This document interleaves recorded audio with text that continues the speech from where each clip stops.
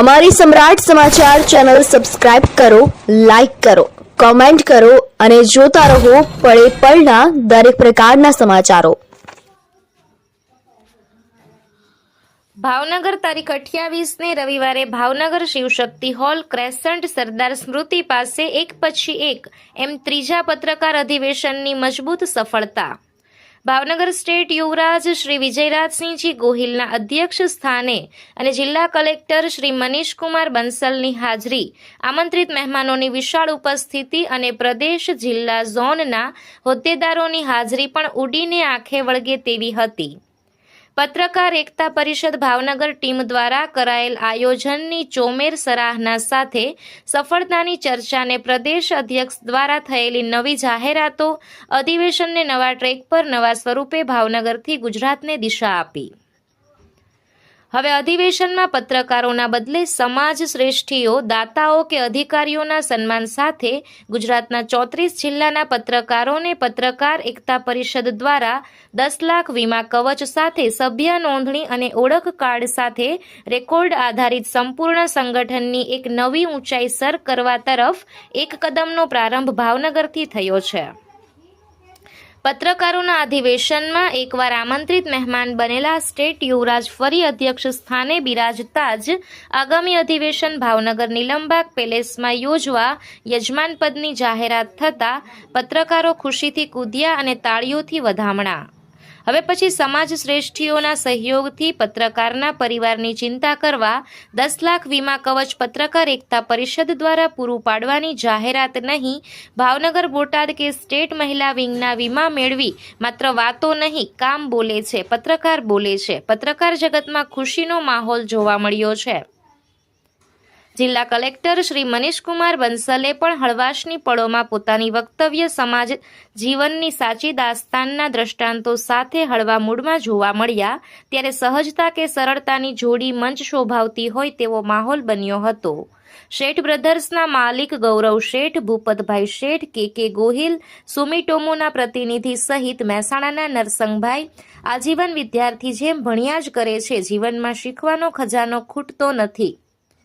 મહિલા વિંગ દ્વારા યુવરાજશ્રીનું સન્માન સાથે સંગઠનના દાદાનું સ્વાગત એક તસવીરની સ્મૃતિ ભેટ સાથે કર્યું હતું। ત્યારે થોડા દિવસમાં દરેક જિલ્લામાં 2 દિવસના કેમ્પ કરીને વીમા યોજનાના ડોક્યુમેન્ટ મેળવવા તેમજ સભ્યપદ ઝુંબેશ મજબૂત કરવા કરેલ નિર્ધારની પણ જાહેરાત કરી હતી।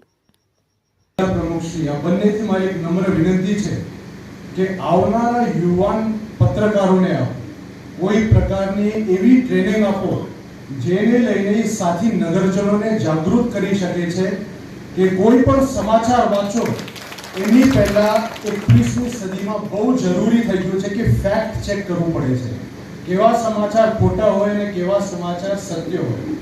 આપણે અન્ય વાર છેલ્લા 10 વર્ષમાં જોયું છે કે ઘણા ખોટા સમાચારને લઈને એક વિસ્તારમાં અથવા એક પ્રદેશમાં ઉદાહરણ આપ્યા આજના પવિત્ર કાર્યક્રમને લઈને। એમાં પહેલું જે ઉદાહરણ હતું એ તો કઈ કાર્યક્રમમાં તો સાહેબ આવ્યા, નારી કોણ અને વર કોણ એ ખ્યાલ નથી। એ જ રીતે એક પરિવારમાં એક માતા કોણ અને પિતા કોણ, પણ અગત્યનો ગૌરવભાઈ એ છે કે બંનેમાંથી માતા અને પિતા કોણ છે, બાળકો તો આપણને હું નગરજનો જ છે। વાત અમે બંનેની સાંભળવાની છે, તંત્રની પણ અને મીડિયાની પણ। તો ખાસ કરીને મારા મીડિયાને ભાઈઓ ને બહેનો, એ આપની જવાબદારી કાયમ સુધી યાદ રાખજો, કારણ કે કલેક્ટર સાહેબે એ પણ જે ઉદાહરણ આપ્યું તરબૂચ અને છરીનું, તરબૂચ અને છરી અહીંયા તંત્ર હોય કે મીડિયા હોય, નગરજનોને ચિંતા ત્યારે જ થાય જ્યારે તરબૂચ અને છરી બંને કોઈ રાજકીય વ્યક્તિના હાથમાં હોય છે। પ્રજાવત્સલ મહારાજા કૃષ્ણકુમારસિંહજીને જ્યારે અમે યાદ કરીએ છીએ અને એમના શબ્દો કે મારી પ્રજાનું કલ્યાણ થાય, આ કલ્યાણ તમામ નગરજનોના હાથમાં છે।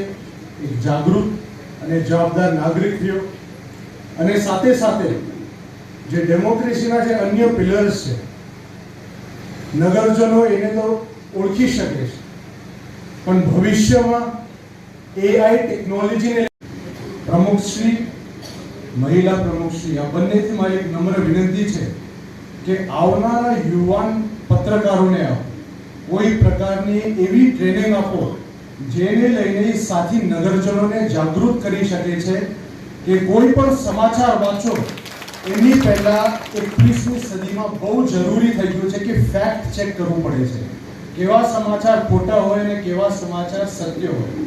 આપણે અન્ય વાર છેલ્લા 10 વર્ષમાં જોયું છે કે ઘણા ખોટા સમાચારને લઈને એક વિસ્તારમાં અથવા એક પ્રદેશમાં આગળ મૂકવાની હોય, બેસીને ચર્ચા કરવાની હોય, ટેબલ ટોક કરીને આપણા પ્રશ્નો ઉકેલવાના હોય. જેટલાય આંદોલન કરવાના પ્રયાસ કર્યા છે મને ખબર છે. એક ટીમમાં એક ભાવનગરના મેમ્બર જતા હતા, અમારા આ આંદોલન છે, મુખ્યમંત્રી કાર્યાલય જઈ છે, ઘેરાવ કરવાનો છે. સોચી સમજીને અને વિચારીને બોલવું જોઈએ. એક તો ઘરની નાર સામે અને બીજું પત્રકાર સામે. કઈ વાતનો શું અર્થ નીકળશે મતલબ યુવરાજ સાહેબ 10 દિવસ પહેલાની વાત છે, ઘરની જ વાત છે અને આપણે ઘરમાં લાગ્યું કે પત્રકાર અને વહીવટી તંત્ર પણ એમ લગનથી પરણાયેલા હોય છે ને એવા જ હોય છે, પણ આમાં હસબન્ડ કોણ હોય છે, વાઇફ કોણ હોય છે આ ખબર નથી. અને બાબુભાઈ મોટા ભાગે જે પત્રકાર હોય છે આ જ વાઇફ હોય છે, કારણ કે અમુક એના સ્ટેટમેન્ટ, અમુક તથ્ય, અમુક રિસર્ચ, અમુક પરસેપ્શન, અમુક આ પ્રકારની વાતો હોય છે કે અમારી પાસે પણ એના જવાબ એટલે કે હોતા નથી. અમે તો મીન્સ કે જેવી રીતે તમે ગાઈડ કરો છો, જેવી રીતે તમે કહો છો એવી જ રીતે ચાલીએ છીએ. બીજું એક્ઝામ્પલ વહીવટી તંત્ર અને પત્રકારનો ચાકુ ઓર તરબૂચનો પણ કહી શકાય. છુરી તરબૂચ કટના તો તરબૂચ જોઈએ. એમાં મને ખબર નથી કે તમે શું છો, પણ વહીવટી તંત્ર તરબૂચ છે આ મને ખબર છે. લોકતંત્ર ભારતની વાત કરીએ તો આપણા 3 સ્તંભ જે પત્રકાર છે, મતલબ આ તમારું કામ છે, અમુક અમારું કામ છે અને મંચ ઉપર લાભુભાઈ છે, તમારા આખા સ્ટેટમાંથી જે પત્રકાર એકતા પરિષદ જે મહિલા અધ્યક્ષ છે આ પણ આજે છે, યુવરાજ સાહેબ છે અને આખા ગુજરાતમાંથી પત્રકાર લોકો